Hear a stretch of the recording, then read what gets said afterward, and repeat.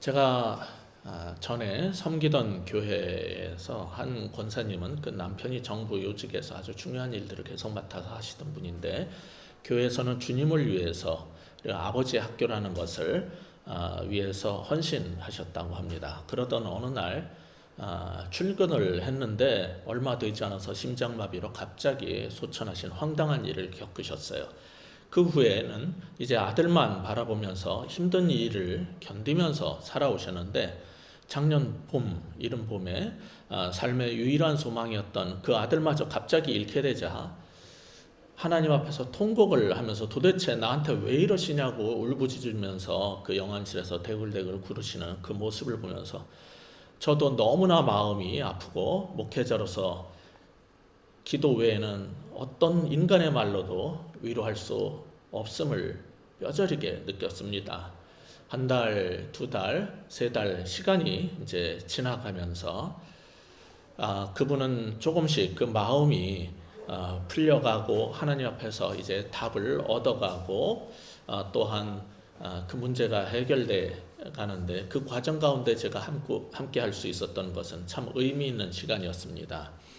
그 권사님처럼 가족의 죽음, 특히 자식을 잃은 부모의 심정은 당사자가 아니라면 어떻게 감히 그 고통을 헤아릴 수 있겠습니까?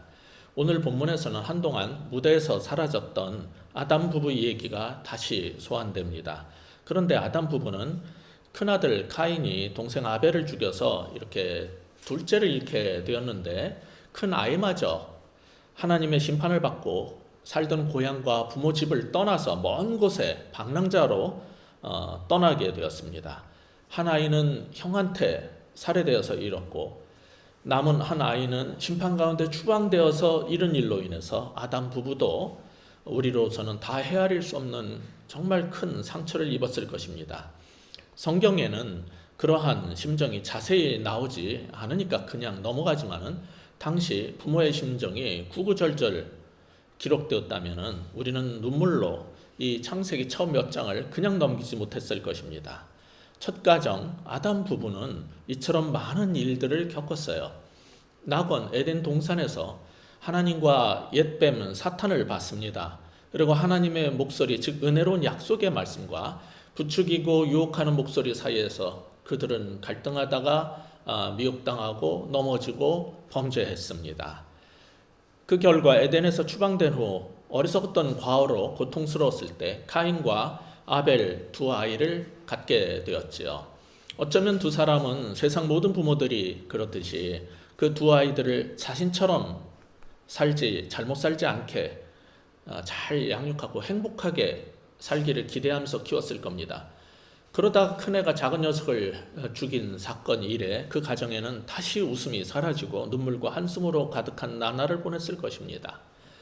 그런 아담 부부에게 하나님께서 그런데 참된 희망을 주신 거예요. 우리가 읽었던 오늘 본문 25절처럼 셋째를 갖게 된 겁니다. 다시 아들을 얻게 된 하와는 첫 아들 카인을 낳았던 그 4장 1절 당시처럼 내가 득남했다라고 외치지 않았어요. 그 말의 원 의미는 야훼의 도움으로 내가 남자를 생산했다라는 의기양양한 외침이었다고 했는데, 그래서 그 아들 이름도 같은 그 발음에 따라서 카인이라고 했던 겁니다. 그런데 하와는 이제 더 이상 그런 말을 하지 않습니다. 더 이상 이제 자기 본의적인 그런 발언을 하지 않는 이제 진중한 사람이 된 것은 아마도 큰아이가 동생을 죽이고 가정이 망가져가는 고통 가운데서 하나님만 의지하는 참된 신앙의 자리로 나아가서 생긴 일이 아닌가, 그렇게 생각이 듭니다. 이제 다시 아이를 갖게 되자 하와는 셋째에서가 아니라 3장 15절에서 처음에 주셨던 약속의 말씀을 기억하면서 이 씨앗 혹은 자손이 내게 허락되었다, 주어서 하나님께서 주셔서 생겼다라는 의미에서 셋이라고 부른 겁니다. 그런 태도를 이제 이 본문이 반영하고 있는 거예요.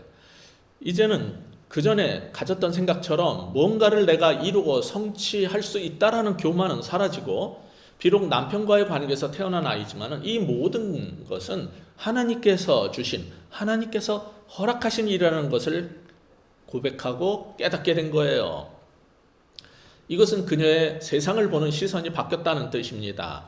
하와는 이제 셋째 아이가 하나님께서 주신 은혜라는 사실을 인식하는 안목을 갖게 된 거예요. 이것이 바로 영적 성숙입니다. 우리도 역경 속에서 자라갈 수 있으면 좋겠어요. 우리도 고난을 당하지만 힘든 일을 겪지만 그 가운데서 성숙해서 세상을 보는 시각이 바뀌었으면 좋겠어요.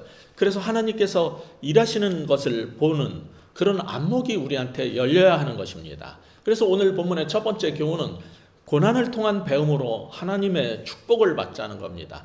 고난 속에서 무엇인가를 배움으로써 하나님의 축복 가운데 들어가는 여러분 모두가 되었으면 좋겠습니다. 그때나 지금이나 환난과 역경은 우리의 가장 좋은 스승이 됩니다. 그런데 우리는 왜 꼭 이런 고난과 역경을 겪어야지 배울까요? 지혜가 없어서 그렇습니다. 하나님의 이 지혜의 말씀을 매일 읽고 묵상하고 변화를 받아서 더 이상 고난을 겪지 않고도 하나님께서 주시는 축복된 삶 가운데로 다 들어갈 수 있는 모두가 됐으면 좋겠어요. 그런 아담, 하와의 변화된 신앙적 성숙은 하와만의 것이 아니었어요. 처음에 카인을 기를 때와 달리 새로 주어진 아들에게는 그런 신앙을 계승해 준 것 같아요. 이 셋째 아들 셋도, 셋라는 이 아들도 아들을 낳게 되는데 장성해서 그 아들의 이름을 에노시라고 한 걸 보면은 우리가 알 수 있어요. 에노시, 우리 개역 성경대로 에노스라는 이 말은 연약한 사람이다라는 뜻인데, 어떤 부모가 자식을 낳고 장군, 승리할 사람 이렇게 부르지, 누가 연약한 사람, 약한 사람, 흙덩어리 이렇게 부를 사람이 세상에 어디 있습니까? 그러나 이 아담이 셋을 낳고 셋이 이제 아들을 낳았을 때 우리는 흙에 불과한 깨어지기 쉬운 연약한 톡이라는 것을 인식하기 시작하게 된 거예요. 그러면서 그 이름을 그렇게 부르게 된 거죠. 흥미로운 것은 이제 4장이 맞춰지는데, 창세기 4장, 그 다음에 이어지는 5장 1절을 보시면은 뭐라고 시작을 합니까? 이것 즉 창세기는 어떤 책이라고 했어요? 아담의 계보를 적은 책이라고 했어요. 그 핵심이 무엇이냐 하면은 아담은 하나님의 모양대로 창조를 되었는데 2절에 가면은 하나님께서 축복하셔서 사람이라고 불렀다는 거예요. 그런 다음에 이어지는 3절을 보면은 흙으로 지어진 아담은 자기의 모양, 자기의 형상과 같은 아들이 주어졌다면서 셋이라고 이름을 지었다는 거예요. 그 이 사이에 있어야 될 사람들이 사라졌어요. 누굽니까? 카인 가문이 다 사라졌어요. 5장에 안 나옵니다, 이제부터. 그리고 6절을 보면은 아담이 셋을 낳았는데 그 다음 6절에 가면 셋이 아들을 낳았는데 그 이름이 연약한 운명의 존재란 에노스가 낳았다. 이렇게 하면서 그냥 쭉 지나가는 거예요. 이 창세기 5장은 창조와 인간의 타락과 에덴 추방 사건을 기록한 창세기 1부 1장부터 4장을 마무리하고 이제 하나님의 백성인 이스라엘 12족장의 기원과 하나님의 구원 역사를 시작하는 2부가 시작되는 첫 번째 장입니다. 그 창세기의 제2부를 시작하면서 이제 이 창세기를 아담의 계보에 대한, 아담 가문에 대한 책이라고 했는데, 여기서 포악하고 자기중심적이고 강한 사람의 상징인 카인부터 라멕과 그 아들까지 이어지는 7대를 싹 빼버리고 아담에서 바로 하나님의 은혜로 주신 생명인 셋과 연약한 에노스로 연결시키면서 그 가문에서 노아와 아브라함, 이삭, 야곱이 이제 생명의 계보가 이어진다는 얘기를 시작하는 것입니다. 이렇게 해서 앞으로 전개될 이 창세기의 이야기로부터 요한계시록까지 성경 전체를 끌어가는 구원 이야기는 강자가 세상을 구원하는 것이 아니라 연약해 보이는 존재를 통해서 이루어갈 하나님의 이야기임을 시사하는 것입니다. 먼 훗날 사도 바울은 고린도후서 12장 10절에서 내가 약한 그때의 강함이라고 했던 것처럼 이 모든 하나님의 구원의 역사는 그 본성이 뭐냐면은 이렇게 강자가 아니라 약자에 의해서, 연약한 사람에 의해서 이어져 간다는 굵고 짧은 선언이요, 지금도 우리의 연약함 속에서 하나님의 강함이 증명될 거라는 걸 보여주는 것입니다. 그러니까 여러분이 세상을 보면서 저 사람은 강력한 힘을 가졌고 저 사람은 권력을 카리스마적으로 잘 행사하는 그리스도인이기 때문에 이 어려운 나라를 구원할 메시아를 될지 모른다라는 생각을 하실지도 모르겠어요. 그런데 알아두셔야 될 것은 성경적으로 하나님은 그런 사람을 절대로 쓰지 않으십니다. 오히려 연한 순 같은 사람, 약하고 부드럽고 겸손한 사람을 통해서 생명의 역사와 구원의 일을 이루어 가심을 성경 전체가 말하고 있어요. 여러분이 그 사람을 좌파냐 우파냐 나누는 것도 아무 의미가 없어요. 그런 인간적인 눈으로 세상을 보고 그런 세속적인 생각으로 교회와 목사를 보고 리더십을 판단하면 안 되는 겁니다. 자신의 확신과 인생관을 강화시켜 줄 수 있고 더 확신을 세게 만들어 줄 수 있는 교회와 그런 목사를 찾을 것이 아니라 성경이 무엇을 말하고 하나님은 어떻게 일하시는가를 보고 배우는 것이 훨씬 중요한 겁니다. 여러분은 신앙생활을 하기 위해서 하나님을 제대로 믿고 바르게 살기 위해서 교회를 다니는 거지, 여러분의 그러한 주관적인 생각을 강화시켜줄 그런 목사를 찾아다니는 게 아니에요. 그럼 뭐하러 교회를 다닙니까? 왜 성경을 읽습니까? 오늘 본문 4장 26절을 보면은 아담과 하와에게 주어진 생명과 구원의 가문은 오직 셋과 에노스 같은 사람의 계보를 통해서 이루어진다는 거예요. 그래서 창세기 2부를 시작하면서 5장 24절에 가면은 셋의 후손 가운데 참된 하나님 사람의 모형으로 누구를 제시해요? 아담의 가정에서 살며 힘쓰다가 먼 곳으로 추방되어서 사라진 카인과 대조가 되는 사람, 하나님과 동행하다가 이 세상에 남겨지지 않고 주께서 데려가셔서 세상에서 사라진 독특한 존재인 에녹을 제시합니다. 흥미로운 점은 아담의 집안을 가만히 살펴보면은 아담의 계보 한쪽에는 악한 7대 손인 카인의 후예인 라멕이 7대 손으로 등장을 해요. 그런데 아담의 계보의 또 한쪽에 있는 의로운 가게의 7대 손을 보면은 셋의 후손인 에녹이 나오는 거예요. 이처럼 세상의 두 계보가, 즉 카인의 후예에서 이어지는 라멕과 셋의 후예로 이어지는 에녹이라는 두 계보를 강하게 대조하고 있어요. 하나님의 구원 역사는 어딜 통해서 일어난다고요? 어떤 사람을 통해서 일어난다고요? 힘있고 강하고 권력을 가진 사람을 통해서 일어나요? 아니에요. 사람들 보기에는 무르고 연약하고 겸손한 사람을 통해서 항상 그 일은 일어나는 것입니다. 지금까지 우리가 살펴본 창세기 1장부터 4장까지의 창세기 1부는 이제 마무리가 되는 겁니다. 어떻게 마무리가 되냐면 옛뱀 사탄은 카인이 아벨을 죽였을 때, 이제 하나님께서 3장 15절에서 아담과 이브에게 주었던 그 약속을 주셨던 게 이제 다 무효화됐고 내가 이겼다라고 생각했을지 몰라요. 그런데 하나님께서 하와에게 또 다른 씨를 주심으로 결국 자신의 약속을 성취시켜 가실 것을 암시하면서 이제 일부가 맞춰지는 겁니다. 저는 이번 2020년 가정의 달 5월에 살펴본 창세기 4장 이야기를 통해서 이처럼 실패한 자녀도 보호해 주시는 하나님, 깨어진 가정도 회복시켜 주시고 해결해 주시는 하나님의 역사를 볼 수 있어서 여러분보다 더욱 제가 흥분했고 기뻤고 놀랍게 은혜를 받았던 것 같습니다.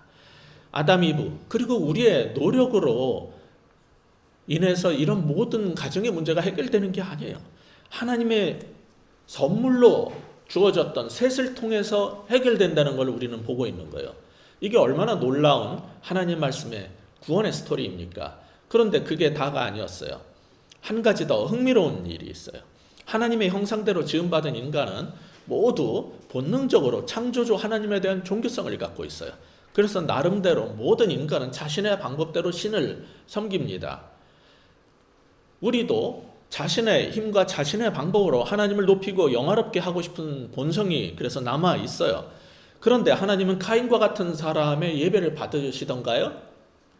그렇지 않습니다. 아벨처럼 바른 삶을 사는 사람들의 성의를 다한 예배만 받으신다는 걸 봤어요. 하나님은 라멕처럼 자기 힘을 의지하고 자랑하고 과시하는 그런 사람들을 통해서 그 이름이 높아지고 영광을 받으시던가요? 아니에요. 셋의 아들 에노스처럼 인간의 연약함을 깨닫고 전적으로 하나님만 의지하는 사람을 통해서 영광을 받으십니다. 자신이 연약한지 아는 사람들은 매 순간 하나님께 기도로 나아갈 것이고 그때마다 하나님의 뜻을 발견하고 그렇게 사는 겁니다. 결국 선한 삶의 모본을 보여줄 때 사람들은 하나님을 예배하게 되는 거예요. 26절 본문 후반부를 보세요. 그때 사람들이 비로소 여호와의 이름을 불렀더라고 합니다. 그때 사람들이 비로소 여호와의 이름을 불렀더라. 여호와의 이름을 부른다는 것은 공부할 때 하나님을 의지하며 기도한다는 것이고, 그것은 우리를 예배로 이끄는 것입니다. 사실 전도도 그럴 때 일어납니다. 우리가 생각하기에는 강한 힘을 가진 어떤 기독교인 정치인이 나오거나 어떤 크리스찬이, 어떤 장로님이나 목사님이 국무총리나 대통령을 하게 되면은 하나님 나라가 확장되고, 이런 유력한 크리스찬이 높은 자리에 올라가야지 하나님의 이름이 영광을 받고 복음이 전파될 거라고 생각을 하는 거예요. 그런 생각이야말로 완전히 세속적인 생각이에요. 인류 역사를 훑어보고 교회 역사를 훑어보면은 세상은 강한 자 카인 같은 사람을 통해서 감동을 받고 사람들이 하나님을 예배하지 않습니다. 하나님은 힘있고 자신을 자랑하고 자신의 의지로 사는 라멕 같은 사람을 통해서 영광 받지도 않으시고, 연약한 셋과 에노시를 통해서 항상 영광을 받으시는 거예요. 이 26절을 세 번역이나 영어 성경들을 보면은 뭐라고 번역을 해놨냐면은, 그때 비로소 사람들이 주님의 이름을 불러 예배하기 시작되었다. 예배가 그래서 이렇게 해서 시작됐다는 거예요. 기독교 집안인 셋과 에노스 가족들이 하나님께 예배드렸다라고 여기서 26절이 말하는 게 아니라, 에노스 주변 사람들이 하나님을 예배하는 일이 이제 일어나기 시작했다는 거예요. 당시에는 성경도 없고 어떤 교리나 신학도 없었을 때라서 셋과 에노스 집안의 그 사람들의 삶의 모본을 보고 주변 사람들이 선한 영향을 받아가지고 당신네들이 믿는 하나님은 도대체 어떤 분입니까? 라고 관심을 갖지 않고는 일어날 수 없는 일이 벌어진 거예요. 이런 일은 절대로 카인과 라멕 같은 강하고 포악하고 사람들을 잡아놓고 이렇게 권력을 사용하는 사람들 주변에서는 절대로 일어나지 않아요. 그들은 굉장히 신앙이 있는 척을 하지만 그 사람들을 통해서 주의 이름이 높임을 받고 예배자가 생기는 일은 없어요. 오늘날 우리도 교회가 커지고 기독교인 유명인이 나와야지 전도가 잘 될 거라는 생각을 그래서 버려야 한다는 겁니다. 우리 평범한 그리스도인들이, 성도들이 우리의 삶에 주변 사람들과 지역 주민에게 영향을 선하게 끼쳐서 사람들이 우리가 믿는 하나님에 대해서 관심을 갖고 그분이 누군지 알고 싶어 하면 되는 거예요. 그럴 때 여호와의 이름을 부르면서 그들은 우리와 함께 예배하게 될 것입니다. 이게 성경이 말하는 자연스러운 방식이에요. 그렇기 때문에 오늘 본문의 두 번째 교훈, 삶의 모본을 보임으로써 하나님께 영광을 돌리자는 거예요. 삶의 모본을 보임으로 하나님께 영광 돌리는 삶을 살 수 있는 우리 모두가 되었으면 좋겠어요. 이제 창세기 일부를 마무리하는 이 4장 본문을 접기 전에 우리는 하와가 이런 복된 자녀 셋과 에노스를 갖게 되었던 당시 상황을 한 번 더 짚어보면 좋겠어요. 하와는 엄마로서 동생을 죽인 카인과 허망하게 살해당한 아벨 중 누가 더 생각나고 누구를 더 잊지 못했을 것 같아요? 아마 어떤 엄마든지 다 그러리라고 생각하는데, 둘 중 어느 하나가 아니라 잘났든 못났든 그냥 내 자식이기 때문에 둘 다 모두를 잊지 못했을 것 같아요. 게다가 두 아들은 자신을 유혹해서 인생을 망쳐버린 뱀의 머리를 언젠가 부수고 자신을 모든 생명의 어머니가 되게 해줄 것이라는 하나님의 약속을 이루어줄 그런 애들이라고 생각을 했다면 그 두 아들을 잃게 된 일은 말로 이루 표현할 수 없는 절망이요 좌절이었을 겁니다. 그런 고통스러운 시간을 하루하루 보내고 있었을 거예요. 그러던 하와에게 하나님께서 아벨을 대신할 수 있는 셋을 주셨던 겁니다. 이 일을 보면은 우리가 살면서 우리의 가장 귀중한 것을 잃어버려도 절대로 절망하고 인생을 포기하면 안 된다는 교훈을 받게 돼요. 하나님께서 하신 약속은 우리가 헤아릴 수 없는 방법으로 모든 것이 끝났다고 생각되는 그 무의 순간에 26절의 표현으로는 바로 그때 유를 창조하심으로 이루어지는 것입니다. 그러니 가장 절망스러운 순간에도 믿음으로 소망을 가져야 하는 것입니다. 근데 그 소망은 내 힘과 내 재능과 내 지혜와 내 방법을 씀으로써 일어나지 않아요. 오직 하나님의 역사하심, 하나님의 은혜로 이루어지는 겁니다. 그래서 25절은 셋을 뭐라고 표현하냐면은 주어진 다른 씨라고 칭합니다. 25절 보세요. 또 다른 것을 주신 거예요. 이제 내게 카인이 죽인 아벨 대신에 다른 씨를 주셨다. 이렇게 돼 있잖아요. 다른 씨로 해결되는 거예요. 그러므로 우리도 자신의 힘과 지혜와 모든 것을 다해도 안 되고 실패하고 쓰러지고 절망에 빠질 그 순간이 오면은 다른 씨를 주실 하나님을 믿으셔야 되는 겁니다. 내 힘으로 안 될 때 다른 씨를 주시는 하나님을 믿으셔야 돼요. 내가 만들지 않은 그 놀라운 해결책, 내 생각과 다른 하나님의 일을 보면서 우리 주변 사람들도 놀라가지고 이 모든 일을 행하시는 이가 누구냐라고 묻게 될 것이고, 주변 사람들은 놀라서 입을 모아 하나님의 여호와의 이름을 부르는 일이 일어날 거란 말이죠.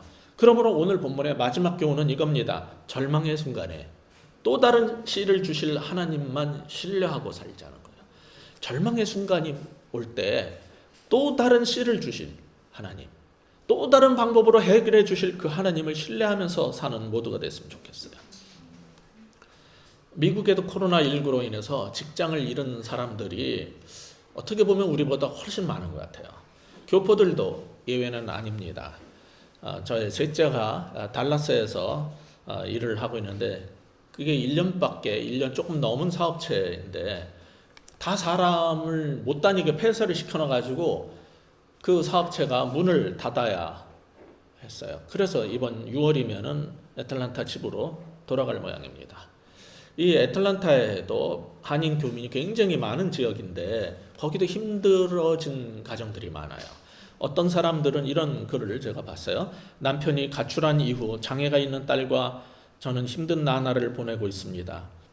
허드렛 일을 하면서 근근히 살아가고 있지만은 코로나 사태로 벌이가 변변치 못합니다. 그동안 남편이 혹시 돌아올까 살던 아파트를 떠날 수 없었지만 이번 달에는 렌트비라도 줄일 요량으로 싼 아파트로 이사했습니다. 참 얼마나 그 마음이 아플까요? 그냥 돌아오기만을 기다리고 있는데 이제 어디로 이사 갔는지 몰라서 못 올 거 아니에요. 또 다른 교민은 초등학생 아들이 마트에 가서 과자 한 봉지를 들었다 놨다 하는 모습에 가슴이 찢어집니다. 저는 파트타임, 남편은 투잡으로 생활해왔지만 코로나 사태 이후 벌이가 끊기면서 렌트비도 못 내게 돼서 남편 차를 팔게 되었습니다. 아들이 좋아하는 과자도 못 사주는 무능력한 부모가 되어버렸습니다. 이런 일들이 우리 교민 가운데 벌어지고 있는 중에 한 교민단체 교포 한 분이 미국 정부가 코로나19로 어렵게 된 국민들에게 지원금을 주는데 이것을 못 받는 교포들이 정말 그렇게 많습니까? 그 얘기가 맞습니까? 라고 문의 전화가 왔다는 거예요. 그래서 서류 미비로 또 영주권이나 시민권을 그렇게 받지 못한 사람들이 있는데 서류를 제대로 못 내가지고 그게 있어도 세금 낸 기록이 없는 분들은 이 지원금 지급 대상이 못 됩니다 라고 대답을 했다는 거예요. 그러자 그럼 제가 3만 달러를 내겠습니다. 그 정도는 내야지 렌트비 같은 실질적인 도움이 되지 않겠습니까? 했다는 거예요.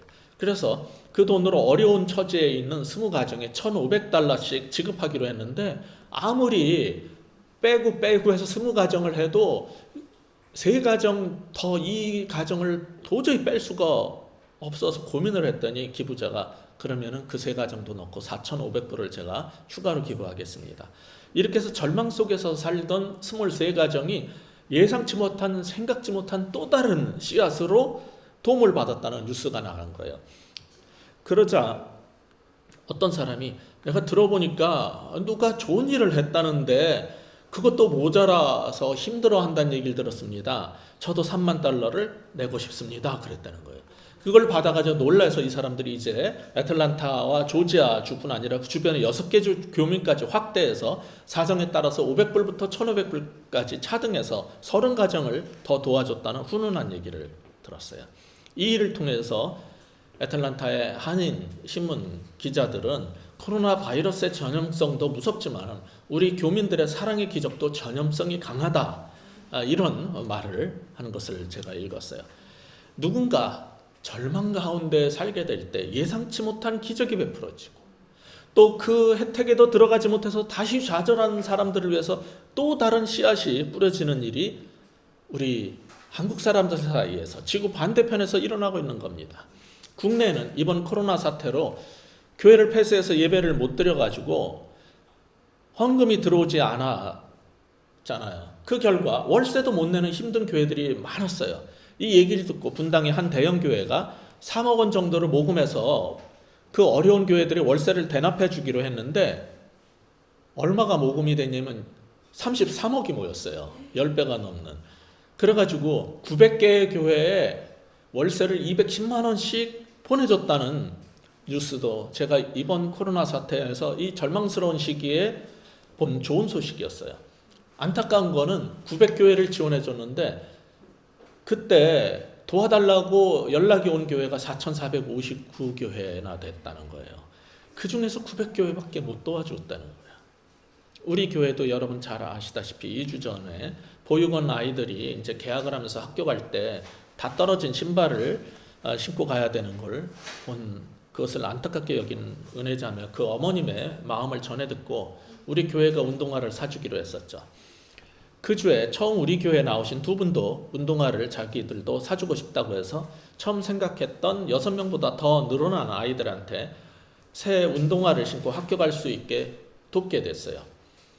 우리 교회는 아시다시피 정말 겨자씨처럼 작은 교회지만 이처럼 어려운 고아들이나 수술을 앞둔 선교사를 위해서 또 다른 씨를 뿌리는 데 쓰일 수 있어서 뿌듯하고 감사한 한 달이었어요. 이처럼 세상은 힘든 일은 계속되지만 절망 가운데서 포기하지 않고 믿음으로 살면 또 다른 씨를 주시는 하나님의 은혜가 부어진다는 거예요. 또 다른 씨를 주셔서 우리를 구원하실 이 하나님만 믿고 절망 가운데에서 일어나서 걸어갈 수 있는 우리 모두가 되기를 주의 이름으로 축원합니다. 기도하시겠습니다. 하나님 아버지, 세상을 살다 보면 너무나 힘들고 어려울 때가 많습니다. 그럴 때 좌절할 수밖에 없지만은 믿음으로 기도하는 우리들 되게 하여 주옵소서. 그 순간에 하나님께서 정말 또 다른 씨를 뿌리시며 또 다른 방법으로 우리를 구원하시고 도와주실 줄을 믿습니다. 하나님 아버지, 우리에게 정말 우리의 힘과 지혜로만 세상을 풀려고 하는 마음 접게 하여 주시고 오직 하나님의 도우심만으로 하나님의 은혜로 세상을 이기는 법을 배우게 하여 주옵소서. 내 힘으로 내가 무엇을 했다라고 외쳤던 그런 순간에 실패하고 좌절했던 하와를 보면서 이제 우리는 얼마나 연약한 존재인지를 깨닫고 하나님께서 주셨다고 셋이라고 이름을 부르고 셋 또 그 아들을 정말 에노시라고 부르는 연약한 존재들이라고 고백할 때 주께서 역사하시고 또 다른 씨로 말미암아 세상에 구원이 임하게 됨을 우리로 발견하게 하여 주옵소서. 그런 하나님을 믿는 믿음으로 사는 모두가 될 수 있도록 주님 도와 주시옵소서. 예수 그리스도 이름으로 간절히 기도하옵나이다.